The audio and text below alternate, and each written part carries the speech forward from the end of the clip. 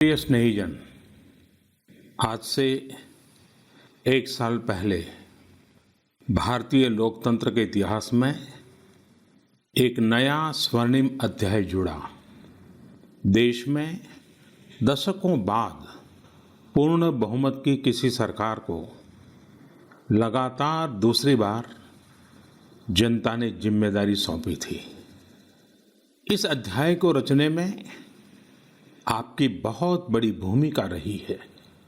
ऐसे में आज का यह दिन मेरे लिए अवसर है आपको नमन करने का, भारत और भारतीय लोकतंत्र के प्रति आपकी इस निष्ठा को प्रणाम करने का।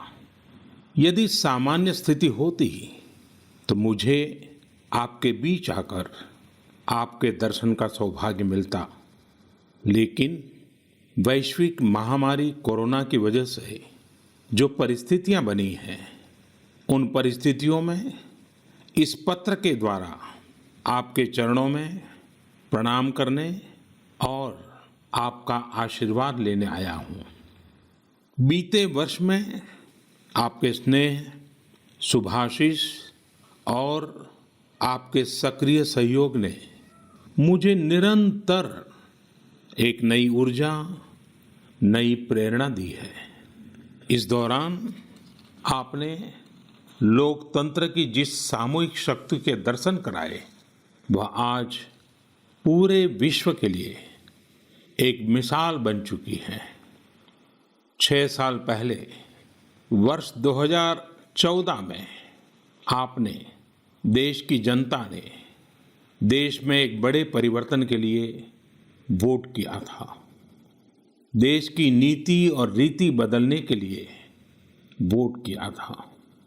उन 5 वर्षों में देश ने व्यवस्थाओं को जड़ता और भ्रष्टाचार के दलदल से बाहर निकलते हुए देखा है। उन 5 वर्षों में देश ने अंत्योदय की भावना के साथ गरीबों का जीवन आसान बनाने के लिए गवर्नेंस को परिवर्तित होते देखा है।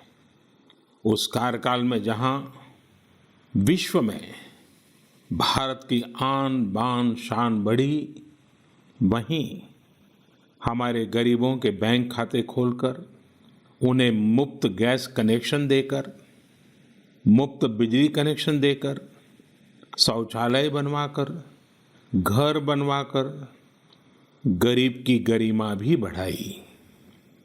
उस कार्यकाल में जहां सर्जिकल स्ट्राइक हुई, एयर स्ट्राइक हुई, वहीं हमने 1 rank 1 pension, 1 nation 1 tax, GST, किसानों की एमएसपी की बरसों पुरानी मांगों को भी पूरा करने का काम किया। वह कार्यकाल देश की अनेकों आवश्यकताओं की पूर्ति के लिए समर्पित रहा। वर्ष 2019 में, पिछले वर्ष, आपका आशीर्वाद, देश की जनता का आशीर्वाद, देश के बड़े सपनों के लिए था, आशा आकांक्षाओं की पूर्ति के लिए था। और इस एक साल में लिए गए सारे फैसले इन्हीं बड़े सपनों की उड़ान है। आज जन जन से जुड़ी जन मन की जनशक्ति राष्ट्र शक्ति की चेतना को प्रज्वलित कर रही है। गत 1 वर्ष में देश ने सतत नए स्वप्न देखे, नए संकल्प लिए और इन संकल्पों को सिद्ध करने के लिए निरंतर निर्णय लेकर कदम भी बढ़ाए। भारत की इस ऐतिहासिक यात्रा में देश के हर कोने से, हर समाज, हर वर्ग और हर व्यक्ति ने बखूबी अपना दायित्व निभाया है। सबका साथ, सबका विकास, सबका विश्वास, इस मंत्र को लेकर आज देश सामाजिक हो या आर्थिक, वैश्विक हो या आंतरिक, हर दिशा में आगे बढ़ रहा है। प्रिय स्नेहीजन, बीते एक वर्ष में कुछ महत्वपूर्ण निर्णय ज्यादा चर्चा में रहे और इस वजह से इन उपलब्धियों का स्मृति में रहना भी स्वाभाविक है। राष्ट्रीय एकता अखंडता के लिए आर्टिकल 370 की बात हो, सदियों पुराने संघर्ष के सुखद परिणाम राम मंदिर निर्माण की बात हो, आधुनिक समाज व्यवस्था में रुकावट बना ट्रिपल तलाक हो या फिर भारत की करुणा का प्रतीक नागरिकता संशोधन कानून हो, ये सारी उपलब्धियां आप सभी को स्मरण है। एक के बाद एक हुए इन ऐतिहासिक निर्णयों के बीच अनेक फैसले, अनेक बदलाव ऐसे भी हैं जिन्होंने भारत की विकास यात्रा को नई गति दी है, नए लक्ष्य दिए हैं, लोगों की अपेक्षाओं को पूरा किया है। चीफ ऑफ डिफेंस स्टाफ के पद के गठन ने जहां सेनाओं में समन्वय को बढ़ाया है, वहीं मिशन गगनयान के लिए भी भारत ने अपनी तैयारियां तेज कर दी हैं। इस दौरान गरीबों को, किसानों को, महिलाओं, युवाओं को सशक्त करना हमारी प्राथमिकता रही है। अब पीएम किसान सम्मान निधि के दायरे में देश का प्रत्येक किसान आ चुका है।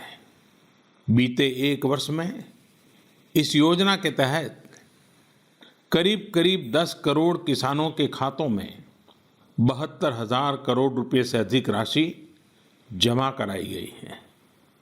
देश के 15 करोड़ से अधिक ग्रामीण घरों में पीने का शुद्ध पानी पाइप से मिले, इसके लिए जल जीवन मिशन शुरू किया गया है। हमारे 50 करोड़ से अधिक के पशुधन के बेहतर स्वास्थ्य के लिए मुफ्त टीकाकरण का बहुत बड़ा अभियान भी चलाया जा रहा है।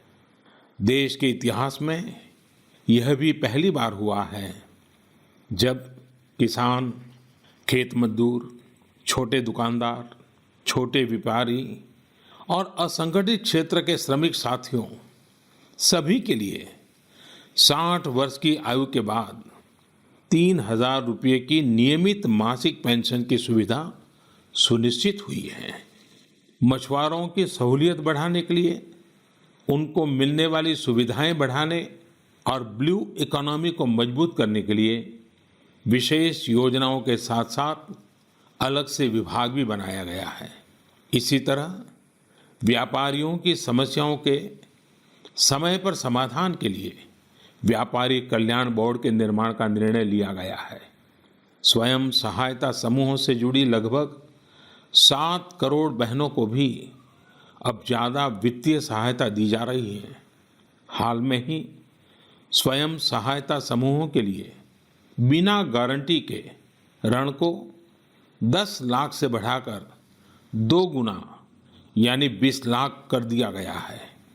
आदिवासी बच्चों की शिक्षा को ध्यान में रखते हुए देश में 450 से ज़्यादा नए एकलव्य मॉडल रेसिडेंशियल स्कूलों के निर्माण का अभियान शुरू किया गया है।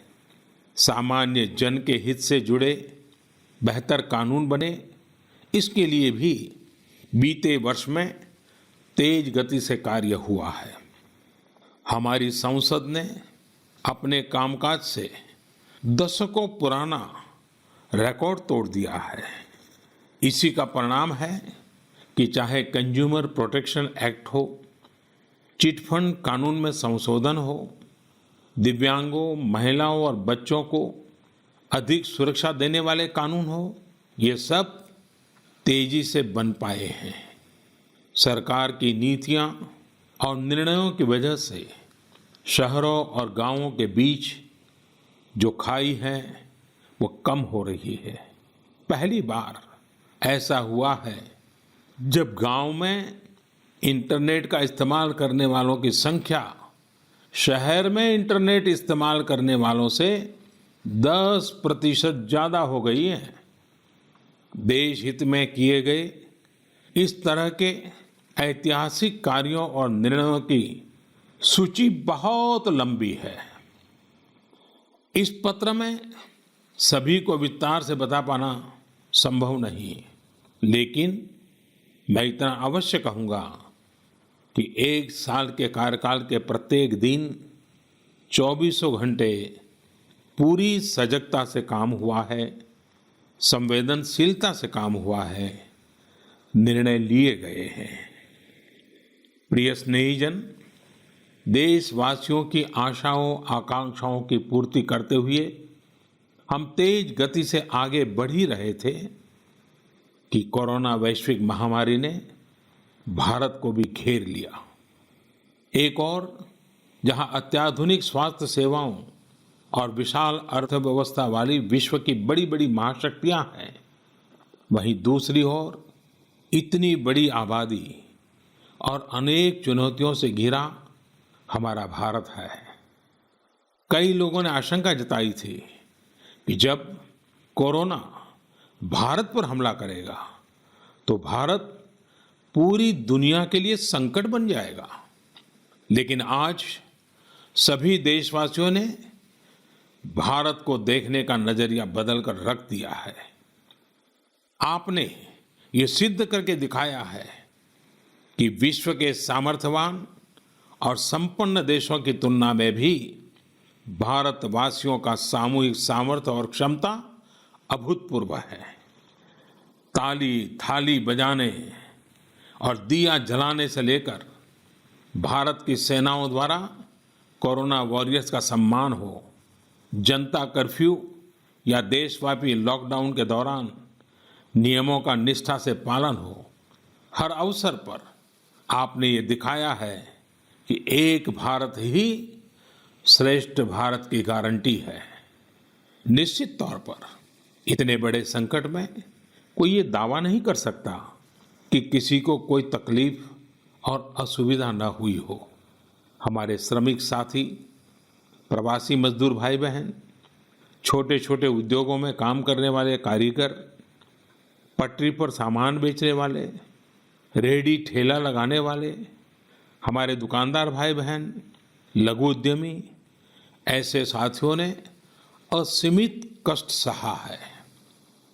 इनकी परेशानियां दूर करने के लिए सभी मिलकर प्रयास कर रहे हैं, लेकिन हमें ये भी ध्यान रखना है कि जीवन में हो रही असुविधा जीवन पर आफत में न बदल जाए।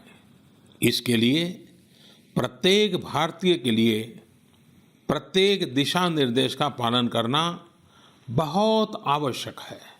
जैसे अभी तक हमने धैर्य और जीवटता को बनाए रखा है, वैसे ही उसे आगे भी बनाए रखना है।